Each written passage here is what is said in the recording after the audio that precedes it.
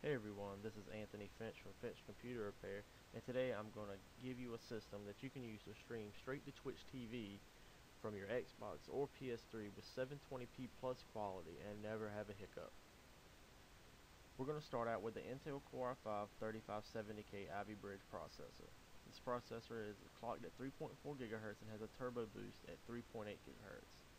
It is a socket 1155, it uses 77 watts at peak performance, and has Intel HD 4000 graphics with 6 megabytes of L3 cache. The reason why I picked this processor is because it is a good processor that has quad core. It's a quad core processor, and we're not going to really need 8 cores or 8 threads for using Twitch TV unless you're going to be streaming multiple things at one time or having multiple things open while you're also streaming. So this is the perfect processor to get. If we needed to go any higher, we could get the Intel Core i7 3770K, which is an overclockable processor and also has 8 threads or 4 cores and 1 thread per core, making it seem as an 8 core processor. But now what we need to do is we need to get a motherboard. So we're going to go here, we're going to go back, and we're going to get a motherboard. We want to keep the motherboard between $100 and $200, but no more. So first we have to narrow this down by using the 1155 socket. Get between $100 and $200, and we're going to show the highest price. Now we want to have something that's actually going to give us enough room to overclock and enough room to expand memory in the future, but we also need to make sure we have enough PCI lanes and PCI Express lanes for the Blackmagic Intensity Pro that we will be using later on to stream directly to Twitch, and also have one for a video card so we can also help keep everything smooth while we're streaming. Now there are a lot of boards you see right here that we can pick from, but I really want something that's going to be rock solid and stable and actually give us great performance in the long run. I normally go with Asus or Gigabyte, so we're going to look at this Gigabyte board right here. It even has Thunderbolt on it, so we want to take a look at it.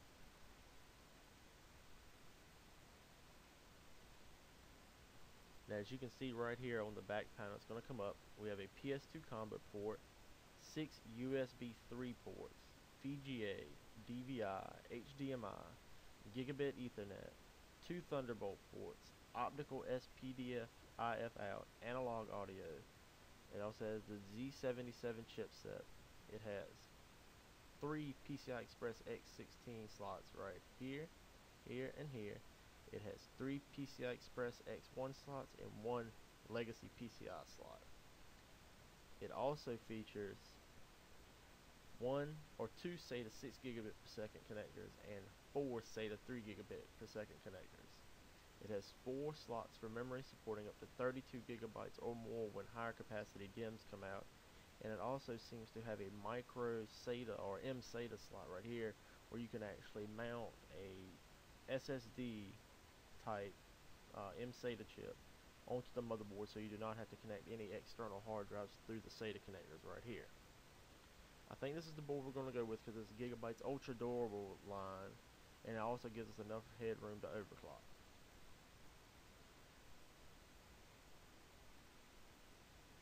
So now what we need to do is we need to pick out what video card we want to use, and then we're going to pick out the RAM. As you can see, we're already at $404, but this is going to be suitable for a lot of other things besides just streaming. So right now we're going into desktop graphics. We want to get something that's between $75 and $100. We don't want to get anything too expensive. We don't need anything really ridiculous for streaming. We just need something that's going to do what we want it to do and keep on chugging along for years to come. So we really want to get something that's in the 7000 series of Radeon. We want to have enough RAM on the video cards to support dual monitor setups, because some people actually use dual monitor setups when it comes to streaming, so they can see what they're streaming and also see their game that they're playing at the same time. So what we're going to do is we're going to get a card that has 2 gigabytes of RAM. So we got that. And now what we're going to do is we're going to get our memory. We want at least 8 or more gigs of memory. I think for this one we'll go with 16. I don't think so, not that much. see if we can get 16 and two 8 gig sticks for a little cheaper. It ain't running. So let's looking like we're gonna just stick with 8 gigs right here.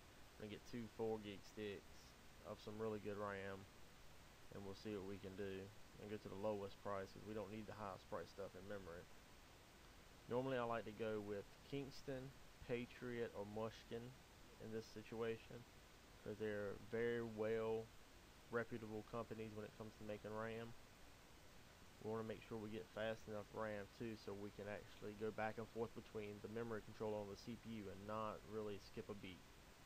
So let's see, we got Kingston HyperX Red, we got Mushkin Blackline. This is what I'm going to go with. It's 1600 megahertz, 8 gigs of DDR3 memory at 1.5 volts. Perfect for what we want to do. Now what we need is SSD. We want to use an SSD as a boot drive. So we're going to go with something that's between $100 and $200, and we want something that's at least 120 gigabytes. So we're just going to scroll through and see what we got here. We got ADATA, OCZ, SanDisk, Crucial. We want to make sure we get SATA 3 too. So we don't want anything too slow. We want something that's going to be really, really fast. Mushkin Enhanced Chronos. This is a drive that I've personally used and is really, really good. But this Samsung 840 series, these drives have been coming out and they have been really good, and a lot of people have given them high props for doing what they've done. So we're going to use the Samsung 840 here. Now we also need a storage drive to store all our saved video and everything like that, so you can go back and if you want to edit the video later and make something else out of it, or so you can save it and upload it to YouTube, we're going to need between a terabyte and 2 terabytes right here. So we got a Western Digital green 1.5 terabytes right here for $64. These drives used to be very, very expensive. So what we're going to do is we're going to try to pick up a 2 terabyte drive if we can for less than $100. Let's see if we can do it. Still only on a terabyte. We're almost getting to 2 terabytes right here for less than $100. See, can we get a Western Digital? A green? Well, I want performance over size, so we're going to go with the Western Digital Black 1 terabyte. It's $94, but it's so much room, I doubt anyone will ever fill it up. So let's see what we have so far. We have our SSD and hard drive. We have our video card, our motherboard, our processor, and our RAM. All we need now is a power supply, case, and a DVD burner, and we are set to go. So let's see what we can get in terms of DVD burners. Some people want to use Blu-rays, but I just prefer a regular CD DVD burner because no operating system has come out on a Blu-ray yet. So we're just going to use the LG straight DVD burner. So now what we need is a computer case. Some people want it to look really fancy. Some people just want something that gets up and go. We're going to go with a mid-tower case. Keep it below 70 bucks. I saw a case on the front page that I've used before, and it's a really nice case, and most people are really satisfied with it. So we're looking for the half 912 by Cooler Master. That should be on this very next page right here, if I'm not mistaken. There it is, the Cooler Master half 912. This is a very nice case. I've used it in a client's build. It was very nice to work with, had great cable management, everything come out looking really, really nice. Now for this, we're going to want to get a nice power supply somewhere between 6 to 700 watts, because in the future you may want to upgrade to a bigger and beefier video card, a bigger CPU with higher, for more overclocking and everything like that. So you want to get something that's between 6 and 700 watts. And we don't want to go anything that's really cheap. We want to go with something high priority, high end, and well rounded, and a high reputable company, so we know we're getting good power. And we actually want to go with 80 plus gold if we can for highest efficiency. Seasonic are a really reputable company when it comes to making power supplies. And that's all we got. So what we're going to do is we're going to get the Seasonic Bronze certified, which will be perfectly fine for what we're going to do. 620 watt power supply. It'll do everything we need it to do. So right now, the last thing we have left to get right now is to get the Blackmagic Intensity Pro. Now we have everything we need to build this computer right here. We have the CPU, the motherboard, the memory, the 2 hard drives, the video card, the case, the power supply, and the DVD burner. All we have left to get are the Blackmagic Intensity Pro, keyboard, mouse, monitors, and your operating system, which could be Windows 7 or Windows 8 preferably. So now that we have that, this has come out to a total of $921.91 before shipping.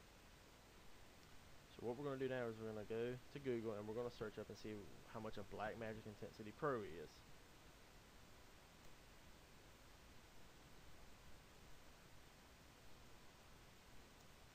So we're going to go to blackmagicdesign.com and we're going to see what they have. As you can see, they have Intensity Shuttle, an Intensity Extreme, and an Intensity Pro. What we want is the Intensity Pro. So we're going to see if we can find it, so we can buy it. It'll let us find it. Intensity Pro, $200 is what you'd pay for it, and it's the best one you can get. It's what a lot of gamers use for when they want to stream their video. So as you can see, it's only $200, so we have come out to a total of right now at $1,100 for a perfectly good machine that will stream everything you want it to stream and possibly even do multiple streams. It'll edit video really well, and you can actually get something a little bit cheaper than this and probably actually do very well. But this is what I would suggest going with if you wanted to stream and actually have a good quality stream. It's going to last you a long time. You don't have to worry about anything failing. You get good warranties with everything right here, and it'll be perfect for what you want to do. It's maybe a little bit of overkill, but this is, if I had to just build one and suggest one to somebody, this is what I would go with. The SSD gives you quick boot times, quick load times. The Western Digital Black drive gives you very quick read and writes from a mechanical drive, and it's also 1 terabyte. It's very good size. The Cooler Master Half X is a mid-tower gaming case. It gives you plenty of room to add more video cards, more hard drives, more expansion cards. Just plenty of room. You'll never fill it up unless you spend a lot of money. The Mushkin Enhanced Blackline memory. This is 8 gigs of 1600 megahertz. It's really, really good. It's fast. You'll never see a hiccup out of it. And in the future, if you need more RAM, you can get another set of this enhanced Blackline memory for the same price or even cheaper. The Gigabyte Ultra Durable 4 motherboard is a really good motherboard. We also got this because it has Thunderbolt, and Thunderbolt is a new technology that was actually mostly on the Apple Macs, but Intel decided to bring Thunderbolt over to its side so they could start using it as well. We just got the 7750 2GB card just for the simple fact that it has 2 gigabytes of RAM, so it can support a multi-monitor setup. And you probably won't see, most likely you won't see any hiccups out of it unless you're running crazy ridiculous resolutions like 4K res or something like that. This is what I think is your best bet for getting anything if you wanted to stream. This is what you should get, and this is all it really takes right here, and this will continue to stream at 1080p all day long, and you'll never see a hiccup out of it. So I hope you enjoyed this video. If you have any questions, comments, or anything, leave them in the description down below, and don't forget to subscribe to the channel.